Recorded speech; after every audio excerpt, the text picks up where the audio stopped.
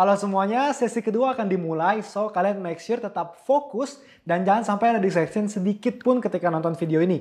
Karena kami akan bahas prinsip-prinsip trading ya Pak ya. Betul. Dan itu akan mengubah gaya trading kalian 180 derajat.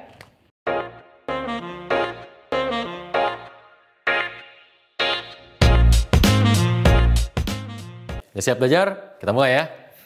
Sekarang bagi kita yang pernah trading, yang semua yang pernah trading, pasti pernah dong kita mengalami momen seperti ini. Yang harga lagi naik banget nih, kencang banget naiknya. Tiba-tiba sampai sini stop, ya kan?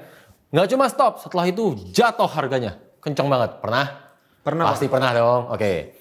Ya kan? Pertanyaannya adalah kenapa? Ya kan? Pasti kan kita bertanya-tanya kan, kok bisa sih tiba-tiba stop dan jatuh? Ya kan? Dan yang lebih penting adalah apa yang membuat ini jatuh? Benar kan? Mayoritas dari kalian mungkin akan mengatakan bahwa oh karena di sini ada resistance, betul ya? Oh, ada lagi nih Pak. Saya kemarin baru lihat YouTube, katanya ada para seller berkumpul Pak untuk Seller apa berkumpul? Seller mana? Seller Moon. Ini mah kebanyakan main di planet nih. Soalnya enggak gini, maksudnya gini. Emangnya seller orang-orang yang mau nge-sell tuh janjian gitu kan?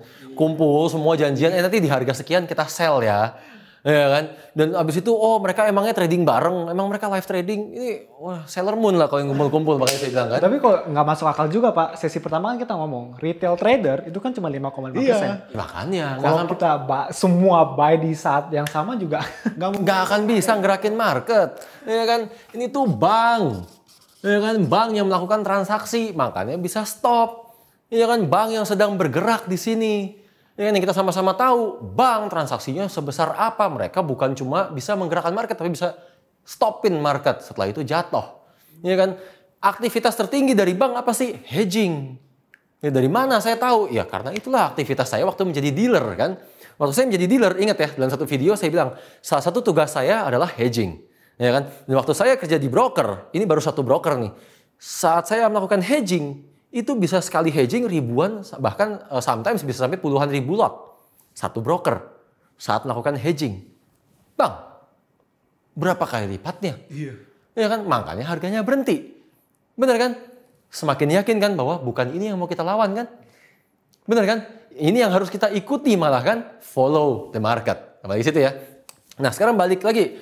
Waktu saya melakukan hedging, itu sebenarnya dari sisi broker sedang melakukan apa sih? Kan sebenarnya broker sedang take profit. Benar kan? Broker sedang take profit dan sebenarnya saat broker sedang take profit itu broker exit. Nih ya kan? Itulah pelajaran paling berharga yang saya benar-benar dapatkan waktu saya menjadi seorang dealer. Di mana broker, dealer, saya hanya selalu fokus pada exit. Ya kan? Fokus untuk hedging. Di mana itu adalah exit. Dan itulah yang benar-benar merubah gaya trading saya. Merubah segalanya. Dan kenapa? Karena waktu awal saya mulai trading, sama saya seperti mayoritas dari kalian. Ya kan? Saya juga loss. Kenapa saya loss? Saya fokusnya sama entry. Ya kan? Setelah saya loss berkali-kali, lalu saya malah merenung kan. Saya merenung apa yang saya lakukan waktu saya menjadi seorang dealer. Itu aja yang saya renungin. Ya kan? Apa yang boleh, apa yang nggak boleh. Itu aja yang saya benar-benar saya pikirkan kan. Lalu saya ingat, oh iya ya, waktu sebagai dealer, saya selalu fokus sama exit. Saya fokus sama hedging. Ya kan? Dan saya mulai terapkan itu, bahwa kalau saya trading, harusnya saya cari exitnya dulu. Ya kan? Kalau saya tentuin exitnya dulu, entry menjadi gampang, entry menjadi mudah. Itu menjadi otomatis. Kan? Simpelnya begini, kita analoginya adalah saat kita sedang nyetir. Pernah nyetir dong? Oke, kalian semua juga pasti pernah nyetir kan? Pernah nggak nyasar? Pernah, saya yakin jawabannya itu. Ya kan? Nah sekarang, saat kita nyetir dan kita sedang nyasar, gimana kita nyetirnya? pelan-pelan Pak. Gila, ragu-ragu pasti. Pelan-pelan, ragu-ragu, hati-hati, bingung. Bener kan? Itu saat kita sedang nyasar.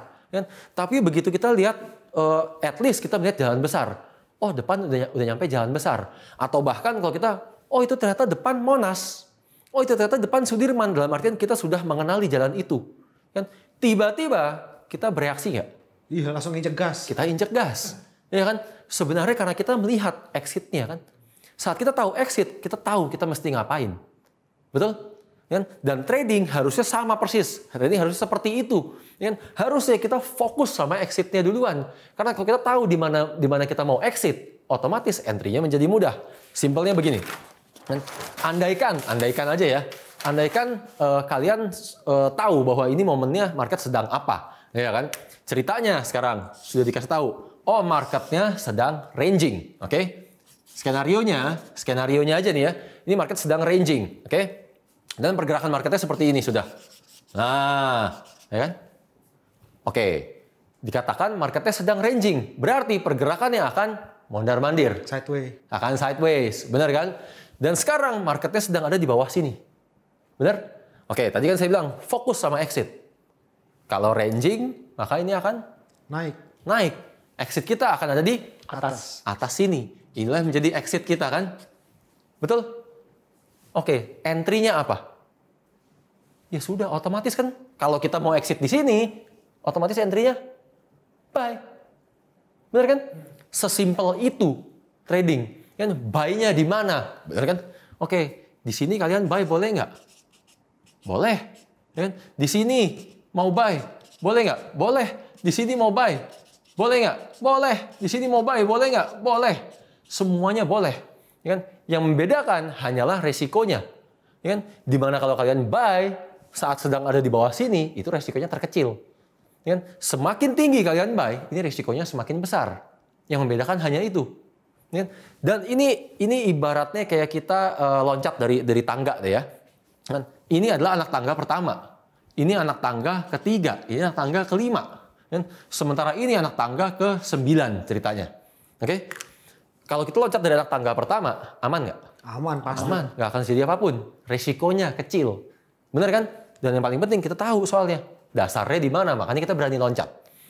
Kalau kita loncat dari anak tangga ketiga, aman. Ya kan? Resikonya masih kecil. Benar kan? Makanya kita berani loncat. Anak tangga kelima, bisa jadi kesleo. Iya kan? Mau loncat atau enggak? Mikir-mikir kan? Karena ini resikonya sudah menjadi medium. Benar ya? Anak tangga ke-9, patah nih kaki urusannya nih. Yakin mau loncat? Pertanyaannya cuma itu kan? Betul kan? Dalam artian, ya inilah. Walaupun kita tahu exitnya ada di atas sini, ya kan? Tapi kalau udah ketinggian itu resikonya tetap gede. Yakin tetap mau loncat, ya kan? Patah tulang nih urusannya nih, ya kan? Trading juga kayak begitu. Kan? Bahkan dengan konsep seperti ini, udah nggak butuh metode jadinya. Metode apa? Yang penting kalian tahu kok resikonya. Betul kan? Begitu juga saat market sedang trend, misalkan. Oke, ini dikatakan marketnya trend sekarang. Ceritanya udah dibilang marketnya trend, lalu pergerakan dari bawah sini. Dah, sedang ada di sini. Ya kan? Berhubung marketnya dibilang trend, maka exit kita ada di mana? Atas pasti. Otomatis ada di atas. Disinilah exitnya kita. Betul? Karena di situ exitnya kita maunya posisi apa? Pasti buy dong Pak. Otomatis buy karena ini adalah tren. Buy-nya di mana? Sama. Mau buy di sini boleh, mau buy di sini boleh, mau buy di sini boleh, dan seterusnya. Yang membedakan hanyalah resikonya. Iya kan? Nah, kalau udah kayak gini, mana butuh lagi metode? Yang penting tahu batas, tahu resiko. Ya kan? Tahu exitnya duluan, tahu resikonya di mana. Kalian otomatis bisa trading. Dan sementara selama ini kalian belajar metode ini, metode itu, mau secanggih apapun metodenya, mau sehebat apapun metodenya, tapi kalian tiap kali trading nggak mau ada resiko. Ya kan? Kalian setiap kali trading nggak tahu mau exit di mana, nggak tahu batas-batasnya di mana. Hasilnya apa? Loss kan? Ini loh. Ini Pak, ada lagi Pak. Mayoritas pasti klien kita menganggap kayak ini metode cuma bisa dipakai di swing doang. Oh, oke. Sebenarnya kan bisa buat scalping sama intraday juga. Ya. Dulu saya juga gitu Pak. Sama Pak. Iya, maksudnya ini benar. Waktu pertama kali saya ajarin tentang ini, semua anak TF juga menanyakan, oh ini berarti harus swing ya, ya kan? Dan saya udah jawab, ini bisa berlaku dimanapun juga, ya kan? Kuncinya apa? Kunci utamanya? Fokus sama pergerakan marketnya. Yes, fokus sama pergerakan besarnya dulu, ya kan? Pergerakan besarnya apa? Ya kan? Pergerakan besarnya dikatakan ranging, misalkan. Saat dikatakan pergerakan besarnya ranging, maka metode kita, gaya trading kita mengikuti. Ya kan? Mau itu scalping ataupun intraday. Contoh konkretnya begini, marketnya dikatakan sedang ranging. Oke? Saat marketnya dikatakan sedang ranging, maka kalau kita mau scalping, ya kan? Saat marketnya sedang ada di bawah sini, scalpingan kita akan condong ke posisi buy.